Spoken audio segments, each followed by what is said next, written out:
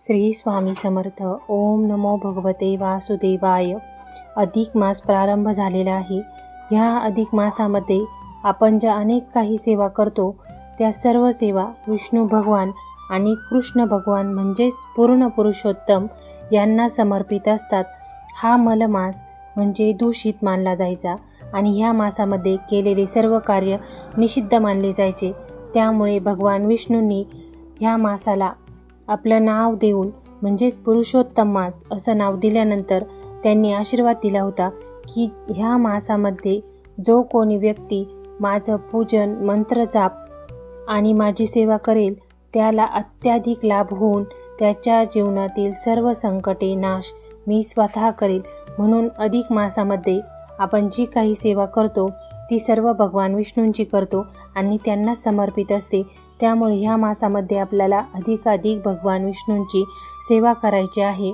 अधिक मासामध्ये आपण अनेक सेवा करतो, जसं विष्णू सहस्रनाम पठण, गोपद्म सेवा, सत्यनारायण सेवा, गुरुचरित्र पठण, त्यानंतर व्यंकटेश स्तोत्र पठण. तसंच एक मंत्र आहे जो पूर्ण गीतेचा सार मानला जातो. तसे गीतेचे सार दोन आणखीही मंत्र मानले जातात, पण हा मंत्र अत्यंत प्रभावी मानला जातो कारण हा मंत्र स्वतः भगवान कृष्णांनी अर्जुनाला सांगितलेला होता. ज्या वेळेला अर्जुन आणि कृष्ण भगवान यांचा संवाद चाललेला होता त्यावेळेला हा मंत्र स्वतः कृष्ण भगवानांनी दिला होता. कारण हा मंत्र अत्यंत प्रभावी आहे. तुम्ही हा मंत्र अधिक मासामध्ये 21 दिवस न खंड पडता याचं अनुष्ठान करून किंवा नित्यपठण करून ह्या मंत्राचा तुम्ही लाभ घेऊ शकता. हा मंत्र अत्यंत प्रभावी यासाठी आहे कारण हा मंत्र सिद्ध मंत्र मानला जातो. तुम्ही कोणत्याही अडचणीसाठी संकल्प करून 21 दिवस ह्या मंत्राचा जप अधिक मासामध्ये करायचा आहे. कसा करायचा आहे तेही व्हिडिओमध्ये सांगणार आहे, तर व्हिडिओ शेवटपर्यंत नक्की बघा.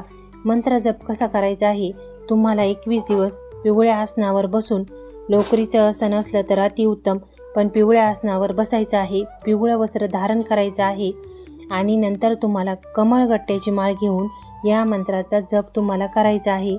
कमळगट्ट्याची माळच का, तर तुम्ही कोणतीही माळ घेऊ शकता, तुळशीची माळ, रुद्राक्षाची माळ, पण कमळगट्ट्याची माळ प्रभावी यासाठी मानली गेलेली आहे कारण ही विष्णू लक्ष्मीला प्रिय असलेली माळ आहे.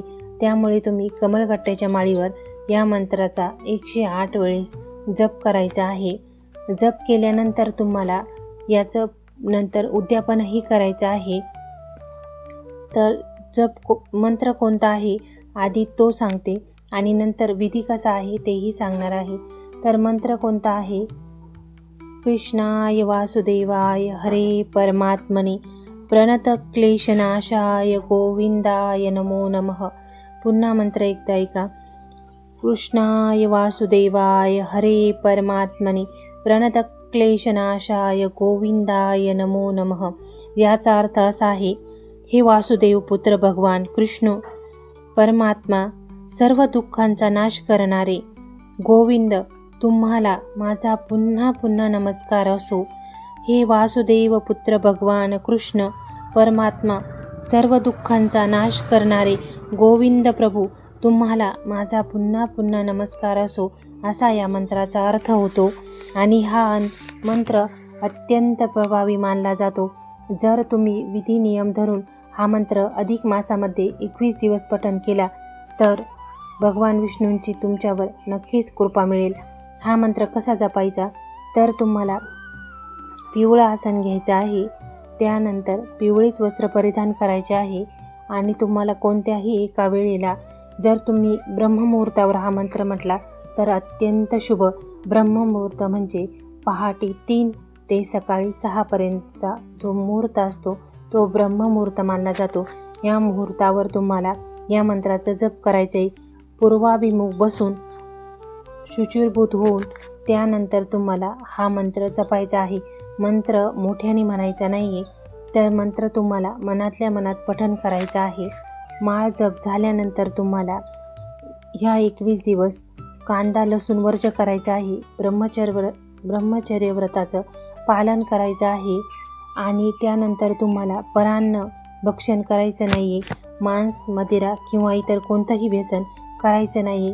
कारण सगळ्यात महत्त्वाचं असतं आपली मनशुद्धी. कारण आपलं मन जर शुद्ध असेल, मन एकाग्र होत असेल, तर नक्कीच त्या मंत्राचा रिझल्ट आपल्याला खूप लवकर मिळतो.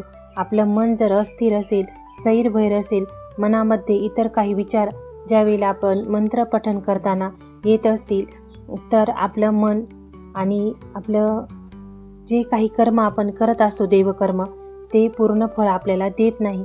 त्यामुळे आपलं मन आणि कर्म शुद्ध राहण्यासाठी आपण सात्विक आहार घ्यायचा आहे. कारण सात्विक आहारानेच आपलं मन शुद्ध राहतं आणि इतरही कर्म करताना आपल्याला उत्साह जाणवतो. म्हणून तुम्ही ह्या 21 दिवस जितका होईल तितका सात्विक आहार करायचा आहे.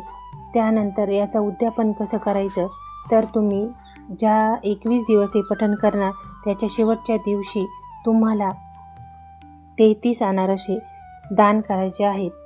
33 अनारसे कुणाला दान करायचे, तर एखाद्या गरीब व्यक्तीला किंवा भगवान विष्णू, माता लक्ष्मीचं जे काही मंदिर असेल तिथे तुम्हाला हे 33 अनारसे दान करायचे आहेत. त्यानंतर शेवटच्या दिवशी तुम्हाला छोटंसं हवन करायचं आहे. हवनासाठी तुम्ही औदुंबराचे किंवा बेलाचं जे झाड असतं त्याचे समिधा म्हणून वापर करू शकता. आणि त्यानंतर शेवटच्या दिवशी हवन कसं करायचं, तर 108 वेळेला तुम्हाला कोणताही विष्णूचा मंत्र म्हणून आणि स्वाहाकार करून याचा सांगता करायचे आहे. मंत्र कोणताही येत असेल तर तो म्हणा, नसेल येत तो ओम विष्णवे नम या मंत्राचा 108 वेळा जप करून तुम्हाला स्वाहाकार करायचा असतो. त्यासाठी तुम्हाला 1-2 चमचे तूप पुरेसं असतं आणि समिधाही थोड्याच लागतात. कारण आपल्याला 108 वेळाच फक्त याचा जप करायचा आहे. जप करताना, स्वाहाकार करताना फक्त एक गोष्ट लक्षात ठेवायची की ज्या वेळेला आपण स्वाहा असा जो स्वाहाकार करतो त्यावेळेलाच आपलं तूप हे अग्नीमध्ये टाकलं गेलं पाहिजे. स्वाहाकार म्हणजे काय, तर आपण जे काही देवकर्म केलेलं असतं त्याचा सांगता आपण स्वाहाकाराने करतो. म्हणजे आपण त्या देवतेला आवाहन करून तिला अन्न प्रदान करत असतो. स्वाहा ज्या वेळेला आपण म्हणतो त्यावेळेला ती अधिष्ठात्री देवता अन्न ग्रहण करण्यासाठी आपलं मुख उघडत असते. म्हणजे आपण त्यात स्वाहाकार करतो, म्हणजे ते अन्न त्या देवतेला अर्पण करतो. स्वाहाकार नुसता तुपाचा केला तरीही चालतो किंवा तुम्ही भगवानांना प्रिय असलेल्या बेसनाच्या लाडूचा किंवा खिरीचाही स्वाहाकार करू शकता. अशा प्रकारे 21 दिवस जर तुम्ही या मंत्राचं पठण केलं तर निश्चितच तुमच्या जीवनातील अडीअडचणी नक्कीच कमी होतील. मंत्र नीट लक्षात ठेवा आणि त्याचं पठण नक्की करा. कृष्णाय वासुदेवाय हरे परमात्मने प्रणतक्लेशनाशाय गोविंदाय नमो नमः ह्या मंत्राचा जाप नक्की करा आणि अनुभव घ्या. व्हिडिओ आवडल्यास चॅनलला सबस्क्राईब करा आणि एक कमेंट भगवान विष्णूंच्या नावाने नक्की करा. श्री स्वामी समर्थ.